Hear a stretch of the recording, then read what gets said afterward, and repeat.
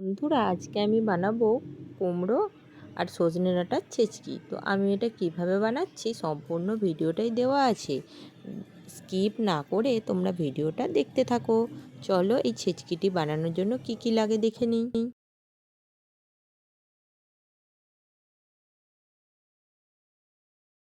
এখানে আমি সজনে ডাঁটাগুলোকে লম্বা লম্বা করে এরকম ছাল ছাড়িয়ে কেটে নিয়েছি, আর কুমড়োগুলোকেও এরকম ছোট ছোট করে কেটে নিয়েছি, আলুগুলোও ছোট ছোট করে কেটে নিয়েছি। আর এখানে ছোট্ট সয়াবিন কিছু ভিজিয়ে রেখে দিয়েছি, ছোট ছোট সয়াবিনটা নিয়েছি, যেগুলো খুব ছোট ছোট হয় ওই সয়াবিনটা। আর তারপর এখানে একটা কড়াই বসিয়ে নিয়েছি, তার মধ্যে একটু সরষের তেল দিয়ে দেব। দিয়ে আমি প্রথমে সয়াবিনগুলো একটু নেড়ে নেব। সয়াবিনগুলো যেহেতু কাঁচা ভেজানো আছে, ওটাকে একটু তেলে নেড়ে নিলে তার স্বাদটা খুব ভালো হয়। তো সয়াবিনগুলো তেলের মধ্যে দিয়ে একটু নুন দিয়ে ওটাকে নেড়ে নেব।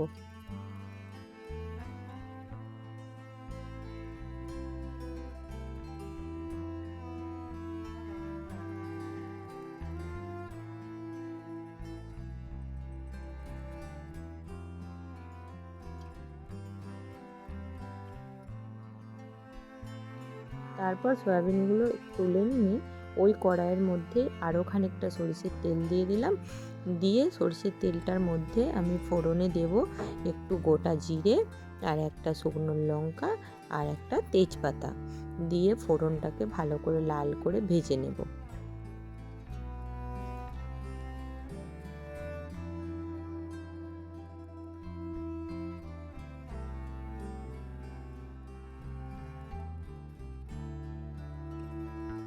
ফোড়নটা লাল করে ভেজে নেওয়া হয়ে গেলে এর মধ্যে দিয়ে দেব যে আগের থেকে কেটে রেখেছিলাম আলুগুলো, সেই আলুগুলো দিয়ে দেব। আলুগুলো দিয়ে একটু নাড়াচাড়া করে নেব। আলুগুলো একটু ভাজা ভাজা হয়ে গেলে তারপর আমি এর মধ্যে দিয়ে দেব কেটে রাখা কুমড়োগুলো। তো দেখতে থাকো বন্ধুরা ভিডিওটা। আর ভিডিওটা ভালো লাগলে অবশ্যই করে লাইক, কমেন্ট, শেয়ার করো। আর আমার এরকম রান্নার ভিডিও পেতে অবশ্যই করে আমাকে কমেন্ট করো কী রান্নার ভিডিও তোমরা দেখতে চাও, তো সেটাই আমি দেব। তো দেখো কুমড়োগুলো দিয়ে দিলাম, কুমড়োগুলো দিয়ে একটু লবণ দিয়ে দিলাম, দিয়ে নাড়াচাড়া করে নেব একটু। আলুগুলো তো প্রায় নেড়ে অনেকটাই আধা সেদ্ধ হয়ে গেছিলো। তো কুমড়োগুলো দেওয়ার পর একটা ঢাকা দিয়ে দিলাম।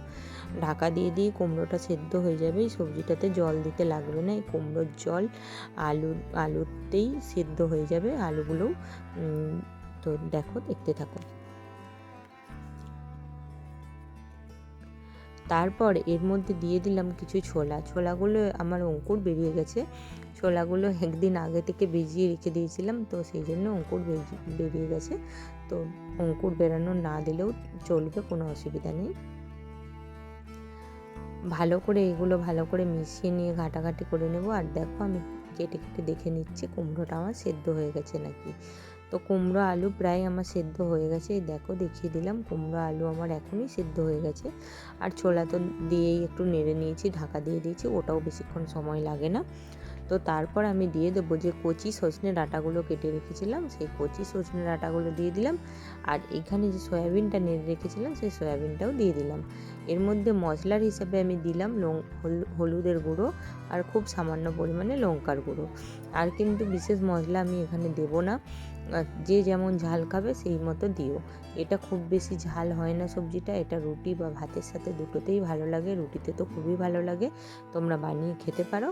আর এর মধ্যে আমি দেখো একদম হালকা পরিমাণে একটু জল দিলাম, যেহেতু সজনে ডাঁটাটা আছে, তো হালকা পরিমাণে একটু জল দিয়ে একদম গ্যাসের আঁচটা কমিয়ে রেখে এটা ঢাকা দিয়ে আমি রান্নাটা করব।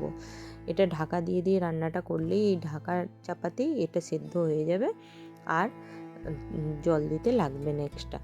তো এইভাবে আমি রান্নাটা করতে থাকি, তোমরা দেখতে থাকো।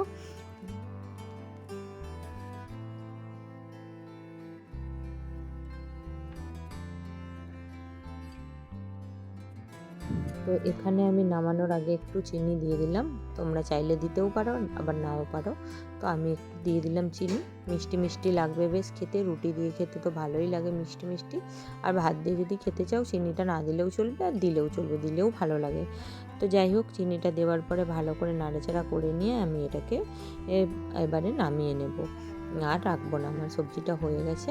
তো দেখতেই পাচ্ছ এটা বেশ ঘাটা ঘাটা টাইপের হয়ে গেছে। তো খেতে দুর্দান্ত হয় এই সবজিটা, তোমরা একবার বানিয়ে করে দেখো। এখন তো সজনে ডাঁটা পাওয়াই যায় খুব ভালো, তো খেয়ে দেখো।